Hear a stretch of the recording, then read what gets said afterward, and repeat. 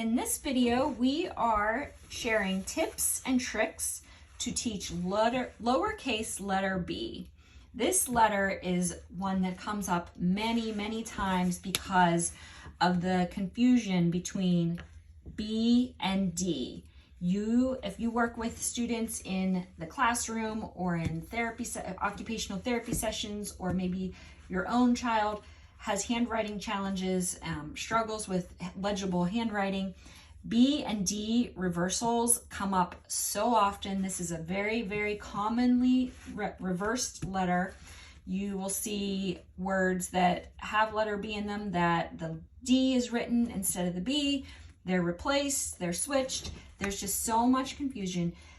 We're going to discuss that in this video. We're also going to cover various tips and tricks to teach letter B in handwriting.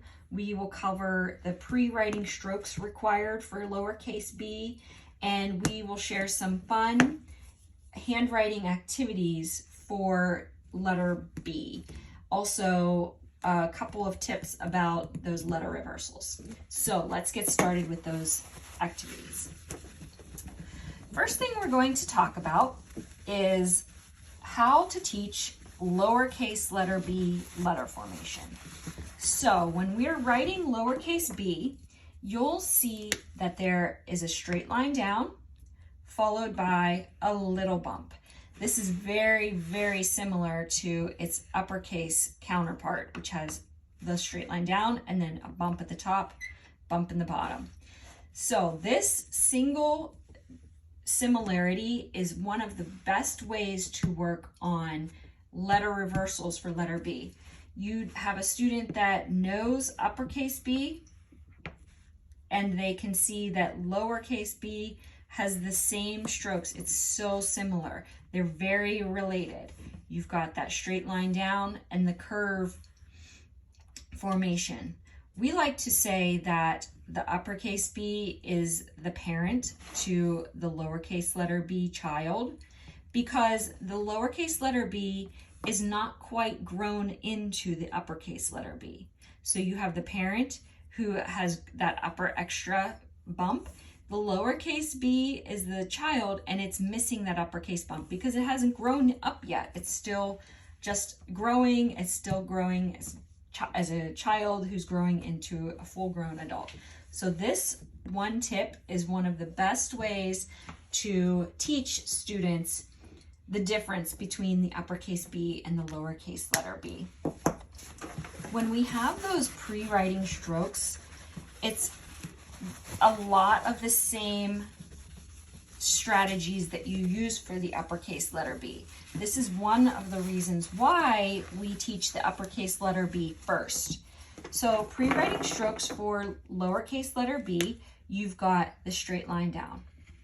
Okay, if you're seeing challenges with this, you can work on pre-writing strokes that involve pulling the pencil towards the student, copying straight line activities, worksheets that have straight line activities, different activities that involve pulling that pencil down.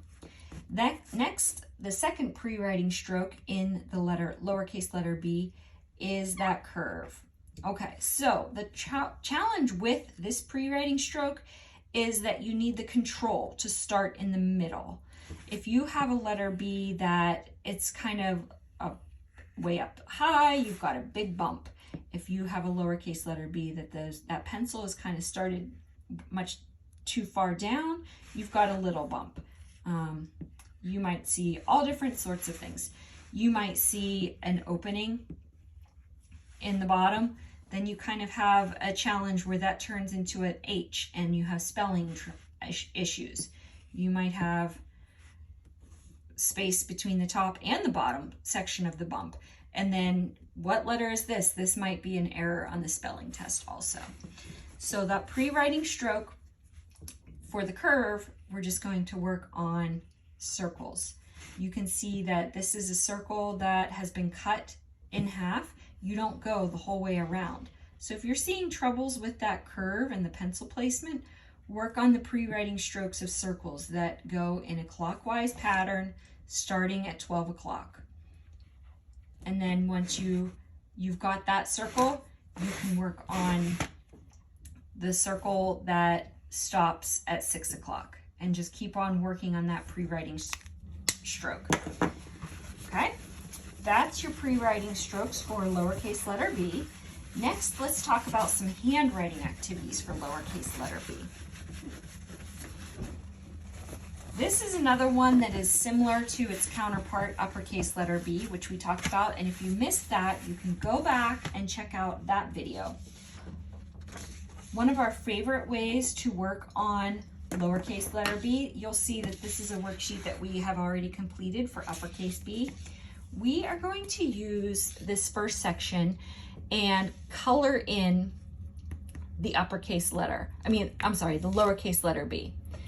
So you'll use a marker. We are using a highlighter for the nice bright color.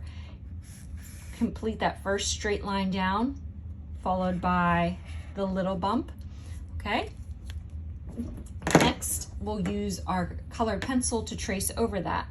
I want to try to change the color of this marker. And by doing that, I'm using a yellow highlighter and a blue pencil, colored pencil. The reason I'm doing this is because when you have combined the yellow and the blue, you're going to get a color change. However, you have to keep the pencil lines inside of that highlighted space. Otherwise, the color doesn't change. So this activity for lowercase b, start right in the middle and trace that highlighted line down. Then you're going to hop up to the middle and trace around. Now you could make that line down and then retrace up and curve around. However, when you do that retrace, you open up the door for errors. You open up, maybe that doesn't retrace all the way, maybe there's a big space in there, and that's just causing maybe some troubles that you don't want to have when you're teaching this letter. So I always like to do straight line down, bump, and bump, and not worry about the retrace, but you certainly could. That's the nice thing about handwriting, is it's different for everybody. So you can see that we have some color changing here. Our blue has turned that yellow highlighted line into green, and now we've got a green letter. So you could do this with any color combination. The point is to work on the motor plan to form that lowercase letter b. Okay, so over here on our Build It, this is a section that you could use. You can use clay or Play-Doh. We've used slime in the past. There's so many different ways. Today, I'm going to build this letter B with craft pom-poms. So I want to carefully place those craft pom-poms on the straight line down. We're going to keep on going all the way to the bottom. Whoops, got an extra there. Okay, we've got our straight line down. Number 2, this is a different stroke, different pattern, different motor plan. I'm going to use a different color because of that. I could continue with the yellow. However, I want to really focus on the fact that this is a curve. We just did a straight line. And so this is a different pattern that our pencil moves in. And so I want to use a different color to show that. So now we have our letter B with a straight line down and a letter curve. And we've just worked on carefully placing those craft pom-poms in the given area, following the arrows, because we want to go in the correct stroke sequence to form lowercase letter b. Okay. Now you could put glue on there and dot those craft pom-poms into the glue and make it stick. That's just one more way to work on this. Okay, letter B. Oh, over here we have the dot the letter B. You can see that we did the color changing with the uppercase over here. That's one way that you can work on this. Another one, which is something different. Let's see here. I'm choosing another colored pencil. I'm going with a darker shade of blue. I'm going to just make a dot inside each one of these dots. You always start up at the top because that's where lowercase letter b starts, and it pulls down towards the body. Next, the curve. We're going to curve around with that lowercase b making a dot in each section of the letter.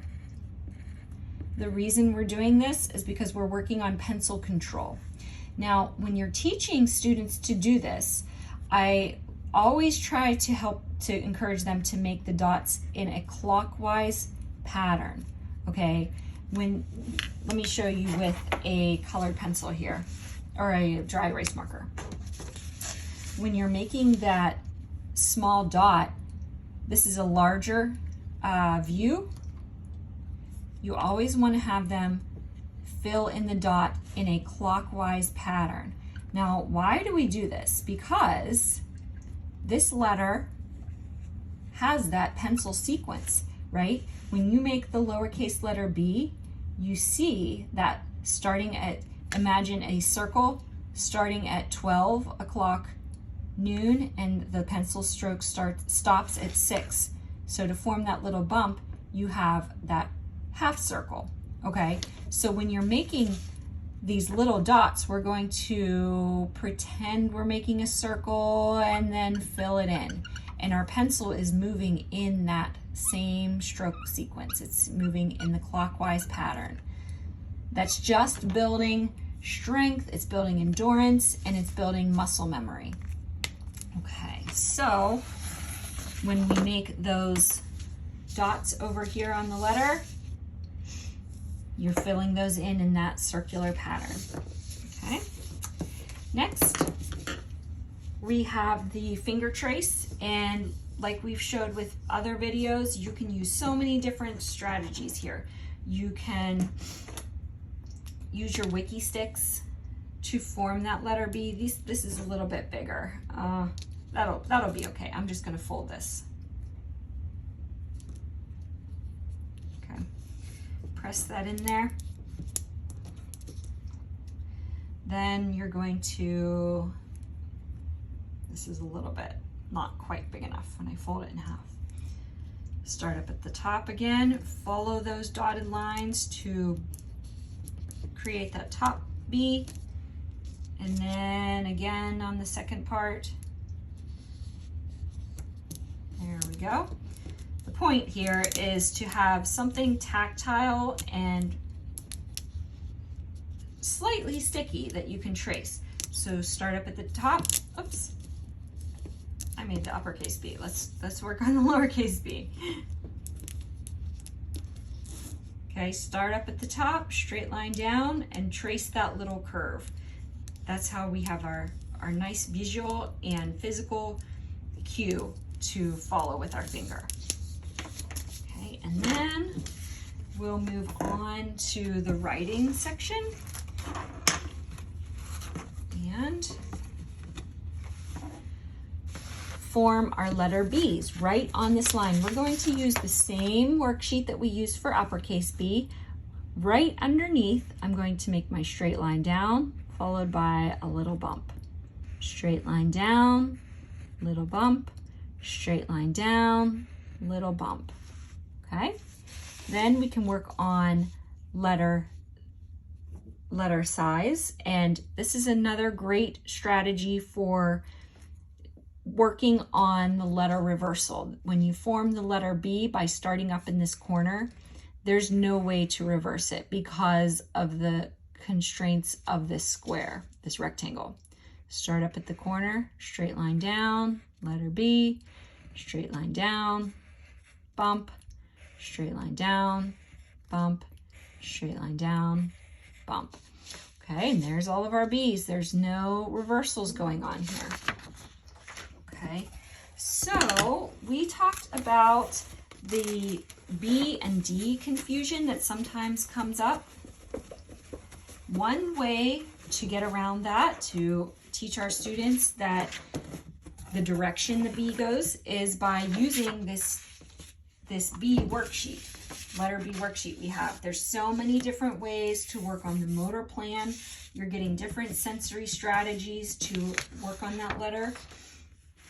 Okay, the other way,